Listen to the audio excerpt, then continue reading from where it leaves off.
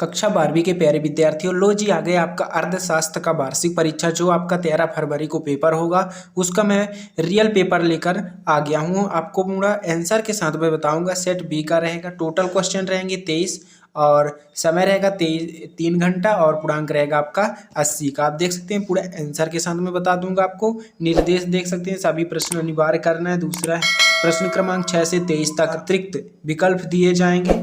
1 से 5 तक 23 वास्तविक प्रश्न रहेंगे 23 नंबर का और 1 अंक आवंटित कुछ और कुल प्रश्न यानी कुल अंक रहेंगे आपके 32 का। क्वेश्चन नंबर पहला है, सही विकल्प चुनकर लिखिए। पहला हो जाएगा व्यष्टि अर्थशास्त्र में किसका अध्ययन किया जाता है, तो इसका आंसर हो जाएगा व्यक्तिगत इकाई, सही आंसर हो जाएगा। दूसरा है, जब कुल उपयोगिता अधिकतम होती है तो सामान्यता उपयोगिता होगा, तो इसका सही आंसर हो जाएगा आपका 0।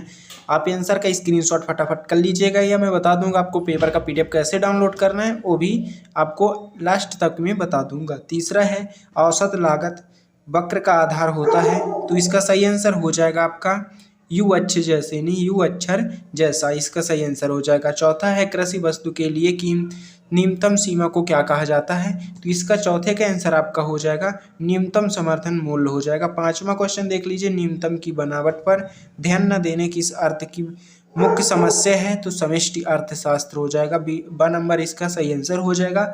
और क्वेश्चन नंबर 6वां है, भारत का केंद्रीय बैंक निम्नलिखित में किसका कौन सा है, तो अ नंबर हो जाएगा इसका सही आंसर। इसका अ नंबर हो जाएगा RBI, आंसर सही हो जाएगा इसका। क्वेश्चन नंबर आप देखते हैं दूसरा, रिक्त स्थानों की पूर्ति कीजिए। तो पहला है, एक व्यक्तिगत उपभोक्ता का व्यवहार अर्थशास्त्र का एक अंग है। दूसरा है, कुल परिवर्तनशील लागत कुल लागत। और तीसरा हो जाएगा, दीर्घकालीन कीमत को कीमत कहा जाता है। चौथा है, राष्ट्रीय आय का अध्ययन व्यक्ति दृष्टिकोण नहीं बल्कि दृष्टिकोण किया जा सकता है। पांचवा हो जाएगा, राष्ट्रीय आय के केवल आय को सम्मिलित किया जाता है। और छठवां है, रक्षा ब्याज भुगतान आदि पर किए जाने वाला व्यय है, तो इसका आपको आंसर मैं बता दे रहा हूँ, स्क्रीनशॉट फटाफट कर लीजिएगा। तो ये रहा आपका आंसर। पहले का हो जाएगा व्यष्टि अर्थशास्त्र हो जाएगा, दूसरा है लागत, चौथा हो जाएगा तीसरा नंबर हो जाएगा आपका आंसर सामान्य, चौथा है समष्टि, पांचवा नंबर है अंक आवंटित हो जाएगा यानी वस्तु और सेवाएं का मूल्य, अंतिम वस्तुओं और सेवाओं का मूल्य हो जाएगा। देखते हैं तीसरा, सही जोड़ी बनाइए। तो पहला है NNP, दूसरा हो जाएगा NGNP, और तीसरा है वस्तु विनिमय की कठिनाई, चौथा हो जाएगा MPC केंद्रीय बैंक, व्यवहारिक बैंक, और मुद्रा का प्राथमिक कार्य, इसका हो जाएगा मैं आंसर बता दे रहा हूँ, आप स्क्रीनशॉट फटाफट कर लीजिएगा। तो ये रहा आपका, पहले का हो जाएगा शुद्ध राष्ट्रीय उत्पाद, दूसरा का हो जाएगा आपका सकल राष्ट्रीय उत्पाद, और तीसरे का आपका हो जाएगा दोहरे सहयोग का अभाव, चौथे का हो जाएगा आपका सीमांत भोग प्रक्रिया, और पांचवें का हो जाएगा आपका RBI, छठवां हो जाएगा SBI हो जाएगा आपका। स्क्रीनशॉट कर लीजिएगा फटाफट। चौथा नंबर है, सप्तशत का चयन करके लिखना है आपको। पहले का हो जाएगा व्यष्टि अर्थशास्त्र की समूह अध्ययन किया जाता है। दूसरा है, कीमत तथा मांग में हमेशा सीधा बंधन होता है। तीसरा नंबर है आपका, कुल उत्पादन को MP से प्रदर्शित किया जाता है। चौथा नंबर है, व्यक्तिगत इकाइयों का अध्ययन व्यष्टि अर्थशास्त्र में किया जाता है। पांचवा, उपभोक्ता का फलन अपूर्ण रोजगार समस्या की व्याख्या करता है। छठवां है, बैंक दर बढ़ने पर विदेशी नियमित दर देश में पक्ष में हो जाती है, तो इसका आंसर मैं बता ही दे रहा हूँ। ये रहा आपका, चौथे का पहला का हो जाएगा, चौथे का आंसर पहले का असत्य हो जाएगा, दूसरा भी आपका सत्य हो जाएगा, तीसरा सत्य हो जाएगा, चौथा आपका सत्य हो जाएगा, पांचवा सत्य हो जाएगा, छठवां भी आपका सत्य हो जाएगा। आप स्क्रीनशॉट फटाफट कर लीजिएगा। क्वेश्चन नंबर 5वां, एक वाक्य या एक शब्द में उत्तर बताना है आपको।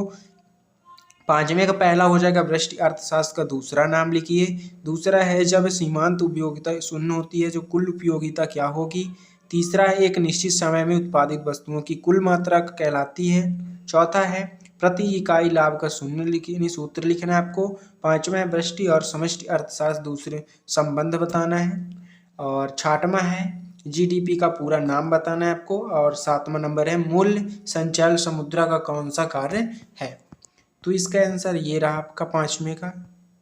पहले का हो जाएगा सूक्ष्म अर्थशास्त्र हो जाएगा, काम हो जाएगा, और तीसरा और चौथा आपको बताना है। चौथा और पांचवा आपको कमेंट में जरूर बताइएगा। और छठवां आपका हो जाएगा ग्रेस मैट्रिक्स प्रोजेक्ट हो जाएगा।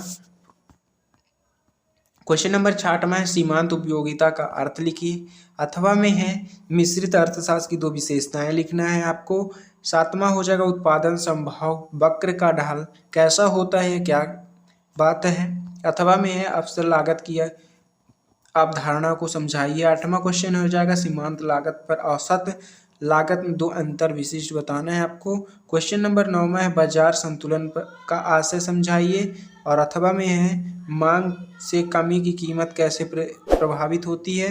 क्वेश्चन नंबर 10वां है सकल राष्ट्रीय उत्पाद से आप क्या समझते हैं।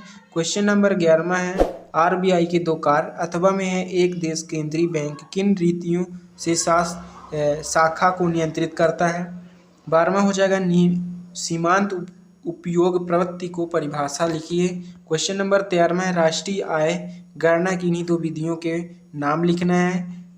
क्वेश्चन नंबर 14 है अल्पकाल का दीर्घकाल किसे कहते हैं, बजट रेखा किसे कहते हैं। 15वां है अधिनियमन वक्र किसे कहते हैं।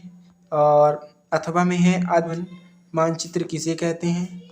क्वेश्चन नंबर अब देखते हैं 17वां पूर्ण प्रतिस्पर्धा के कोई 3 लक्षणों लिखना है आपको। अथवा में है लाभ अधिकतमीकरण की 3 शर्तें लिखना है आपको। 18वां हो जाएगा समग्र मांग क्या अर्थ है, इसके 2 घटक बताइए। अथवा हम देख लीजिए न्यून मांग किसे कहते हैं, इसके ठीक करने कोई 2 उपाय लिखना है आपको। 19वां क्वेश्चन हो जाएगा राजस्व व्यय पूंजीगत व्यय में भेद लिखना है कोई 3। क्वेश्चन नंबर 21 रहा ये और 22 नंबर, और जो छूट गया आपका 19 20 छूट गया है, और जो भी आपका छूट गया है मैं आपको आंसर के साथ बता दूंगा नेक्स्ट वीडियो में।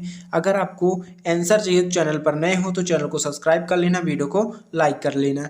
और अगर आपको पेपर का PDF चाहिए तो आप जाकर गूगल पर सर्च करिए www.middlepathshala.com, उसमें भी आपको पेपर का PDF मिल जाएगा। टेलीग्राम ज्वाइन कर लेना, उसमें भी आपको पेपर का PDF मिल जाएगा। आंसर तो इसी वीडियो में जैसे मैं वीडियो डालूंगा नेक्स्ट तो उसमें आपको नोटिफिकेशन भी मिल जाएगा। तो चैनल को सब्सक्राइब कर लेना, वीडियो को लाइक कर देना। मिलते हैं नेक्स्ट वीडियो में।